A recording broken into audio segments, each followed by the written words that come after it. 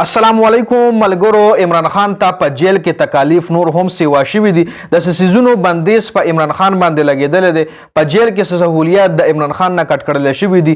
کوم سهولیات دي په هغې باندې تفصیلا خبره کوو چې د هغې حوالې سره د پی ټي آی لیډرشپ او وکیلانو خپل بیانات جاری کړي دي. په هغې تفصیلا خبره کوو، خو هغې نه مخکې پی ټي آی په لاهور کې هم د جلسې اعلان کړی دی چې په 2 تاریخ په لاهور کې جلسه وي. د هغې حوالې سره هم پی ټي آی یو کمیټي جوړه کړې ده چې په کمیټۍ کې د پی ټي آی کم کسان شامل دي چې دا کمیټي به د پی ټي آی جلسې شیډول کوي، د هغې لپاره پلانینګ کوي، د هغې لپاره چې کوم مشکلات مخې ته راځي هغه ختموي. په هغې باندې هم تفصیلا خبره کوو، نو ویډیو خپله هم مکمل وګورئ او مخکې ملګرو سره ضرور شریکه. ټول نه پهله په جلسو باندې خبره کوو. پی ټي آی په 15 ستمبر باندې په لاهور کې د جلسې اعلان کړی دی.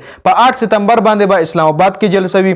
22 اگست والا جلسه چې کینسل شوه، نو پی ټي آی ته د 8 ستمبر ان او سی ورکړل شوی وه چې تاسو د 22 اگست جلسه کینسل کوي او په 8 ستمبر باندې تاسو په اسلام آباد کې جلسه کول شي. نو په 8 ستمبر باندې به اسلام آباد کې جلسه وي او بیا په 15 ستمبر باندې به په لاهور کې په مینار پاکستان کې جلسه وي.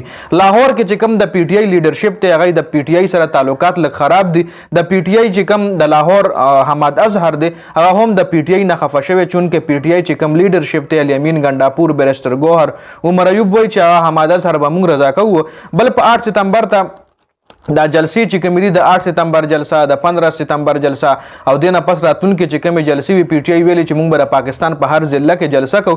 نو هغې دپاره پی ټي آی یو کمیټي جوړه کړې ده چې دغې کمیټۍ له جلسه کمیټي نوم ورکړلی شوی دی. په دغه کمیټۍ کې رؤوف حسن، بیرسټر ګوهر، عمر ایوب، نعیم پنجوتا، بیرسټر سیف، شاهد خټک، زین قریشي، مهربانو قریشي، شوکت بصره کنول او وقاص اکرم چې کوم دی په دې کمیټۍ کې شامل دي. اوس به مونږ خبرو کوو چې پی ټي آی مطلب عمران خان ته کم سهولیات مطلب ختم شوي د جیل نه. نو پی ټي آی ته ویل شوي دي چې عمران خان ته جیل کې څه څیزونه نه ملاویږي. مثلا کتابونه په عمران خان باندې بند شوي دي. د انګریزي اخبار چې مخکې به ډان اخبار ملاوېدو اوس پې هغه هم بند کړلی شوی دی او دا رپورټ هم راغلی دی چې هغه ته د لامبلو دپاره کمې اوبه ورکړلی کېږي، نو هغې کې شګه هم موجود وي، مطلب هغه اوبه هم صفا نه وي.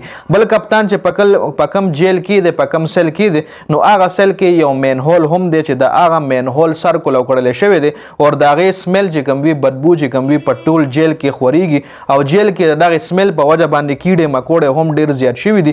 وکیلان چې کوم کپتان سره به د هغې ملاقات کېدو، نو هغه وکیلانو باندې هم پابندي لګولی شوې ده.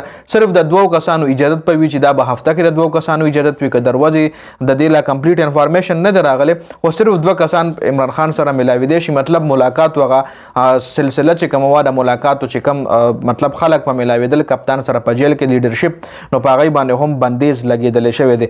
نو دا په کپتان باندې په جیل کې څه بندیزونه هم لګېدلي دي. او بل د پی ټي آی جلسو حوالې سره هم څه اپډیټ سو چې مې در سره په دې ویډیو کې شریکول. د ویډیو کتلو زیاته مننه جی. والسلام.